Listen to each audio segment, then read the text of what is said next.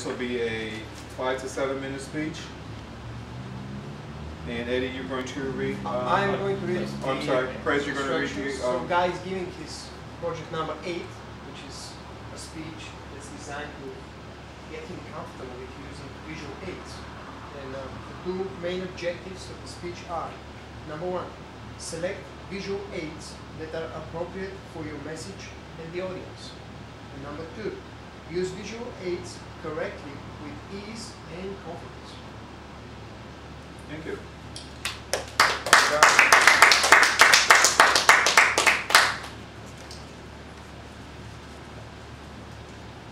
I'd like to talk about influential people. The reason is that I want to be an influential person one day.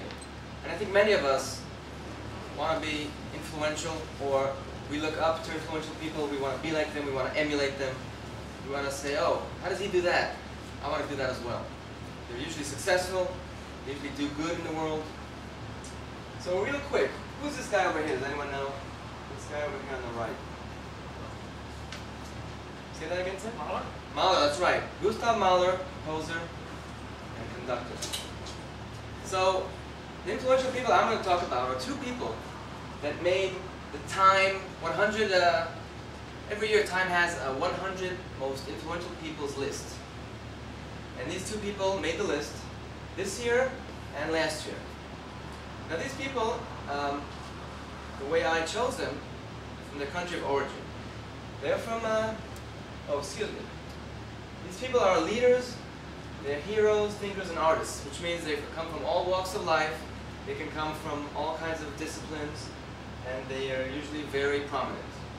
Now these people that I chose are people from Israel, that's where I'm from. Israel is this tiny little red thing in the middle, and being from there, I feel that I'm an ambassador. I feel that I want to represent Israel. So I think that Israel is misrepresented in the media and in general. So I want to balance that out with some good things that happen. So the first person is Shai Agassi. Shai Agassi is a young entrepreneur, businessman, who has a very big vision for the world. He wants to tackle a very big problem, and that is our addiction to oil.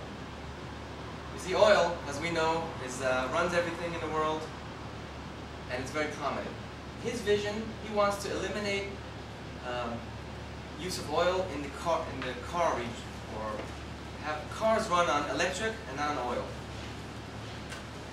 So as we know, cars are a big pollutant.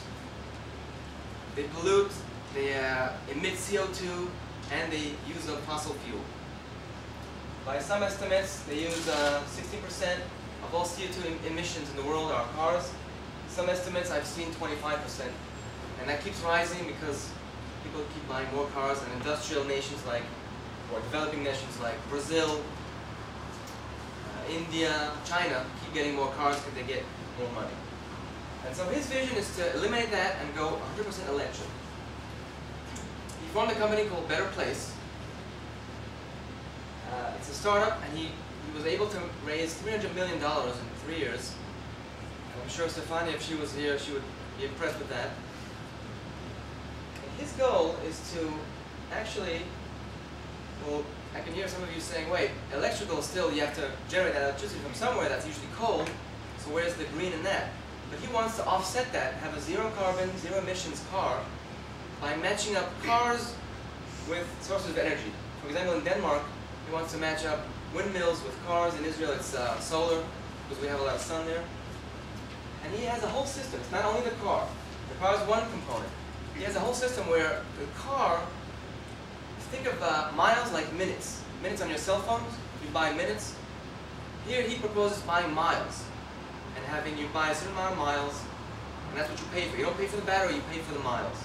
And he has a whole infrastructure of, he has a charging posts, he has this thing here, a charge point. It looks like a car wash. You go in, an automatic arm comes up, swaps out your battery, comes down, you're out of there in like 4 minutes. So it's supposedly shorter than a gas station and takes less time. And he says 120 miles per charge, which is what most people drive, or less. It's more than what most people drive in a day. And so that's his vision. He has he's got Nissan Renault to make his cars, and he has experiments going on in Denmark, Japan, Israel, and San Francisco. By the way, he's also a very good speaker, and if you know test.wmv, it's a website with a lot of speakers, very interesting topics. You can go and Google him. He has a 20-minute speech about his vision, very interesting. The next person is Dr.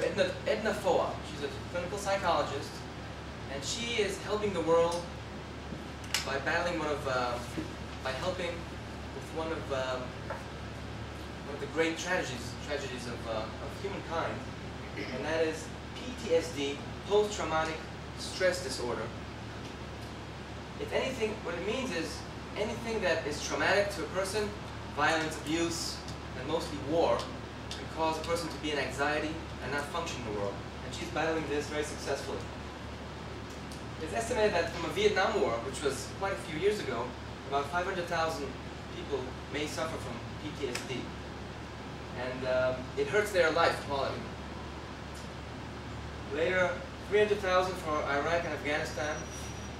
So this is a lot of people. And what she does is something she calls prolonged exposure, where she evokes the memories that trigger the events. So everyone is different, but certain sounds or sights trigger some fear in people.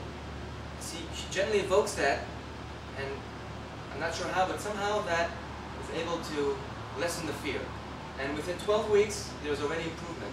So much so that this is a cool picture, I thought.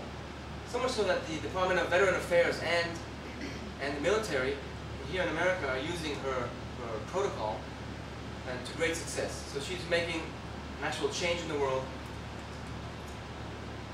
And so those are the two people that I wanted to share with you, Israelis on the Time 100 most influential people. And I'd like to leave you with a quote by one of my great childhood heroes, Dr. Seuss. He said, "Unless someone like you cares a whole awful lot, nothing's going to get better. It's not." Dr. Seuss. Thank you, Mr. Toastman.